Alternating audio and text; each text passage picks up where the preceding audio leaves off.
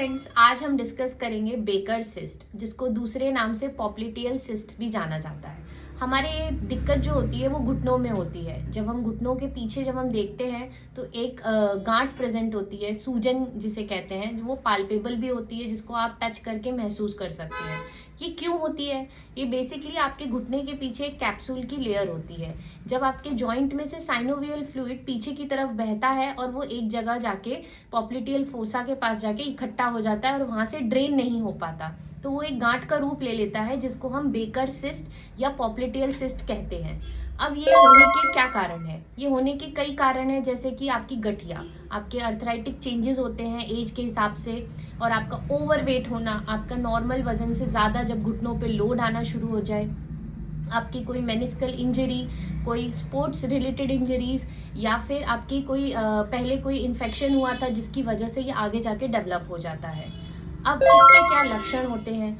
जब आपके घुटने में दर्द हो, सूजन हो, पीछे छूते ही एक गांठ जैसा महसूस हो, घुटना मोड़ने में और एकदम सीधा करने में आपको दिक्कत होने लगे, ज़्यादा देर खड़े रहने में दिक्कत होने लगे, तो इसका मतलब आपको ये साइन इसके पॉजिटिव होते हैं।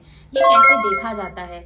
ये बेसिकली अगर आपको बेकर सिस्ट देखना है तो ये एक्सरे में नहीं दिखता है, इसके लिए आपको एमआरआई करना पड़ता है, और इसकी कई सर्जरीज भी होती हैं। अगर ये सेकेंड और थर्ड स्टेज में होता है तो इसके लिए हमें लैप्रोस्कोपी, दूरबीन की सर्जरीज होती हैं जो कराई जाती हैं। अब इसका इलाज क्या है? इसके इलाज के लिए शुरुआती में हम पेशेंट को आराम करने के लिए बोलते हैं, आपको घुटने को रेस्ट देना होता है, बर्फ से सिकाई करने के लिए बोलते हैं, 10 से 15 मिनट डेली सिकाई करना है। उसके बाद अगर पैरों में सूजन आ रही है और गांठ को कम करने के लिए आप उस पर लोड ना आए, आप नी कैप का इस्तेमाल कर सकते हैं, और पैरों को ऊंचे एक तकिए के ऊपर रखने के लिए बोलते हैं, ताकि सूजन और आपके जो फ्लूइड है वो ड्रेन करने में मदद मिलता है उसको। उसके लिए आप थोड़े बहुत डॉक्टर्स कभी कभी पेन किलर्स भी सजेस्ट करते हैं। अब क्या क्या एक्सरसाइज हम इसमें सजेस्ट कर सकते हैं? पहली एक्सरसाइज हम घुटने के नीचे एक तकिया रखने के लिए बोलते हैं, जिसमें हम घुटने को तकिए पे दबाना है और उसको दबा के 5 से 10 सेकेंड तक रोकना है। ऐसे आप 10 बार कर सकते हैं। उसके बाद घुटने के नीचे के बाद आप तकिए को एड़ी के नीचे आप लगा सकते हैं, उसको भी एड़ी को नीचे दबाना है और दबा के 10 सेकेंड रोक के छोड़ देना है।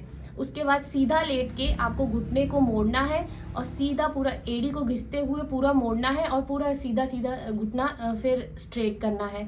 इसको नी बेंडिंग एक्सरसाइज भी बोला जाता है। चौथी एक्सरसाइज में आप दोनों घुटने मोड़ के आप कमर को ऊपर की तरफ उठाना, जिसे हम ब्रिजिंग के नाम से भी जानते हैं। नेक्स्ट पांचवी एक्सरसाइज में हम कैम्प शेल एक्सरसाइज बोलते हैं, जिसमें हम पेशेंट को एक करवट पे सुलाते हैं, दोनों घुटनों को मोड़ के एड़ियां जोड़ के रखना है और दोनों घुटनों को एक दूसरे से अलग करना है, फिर वापस पास में लाना है।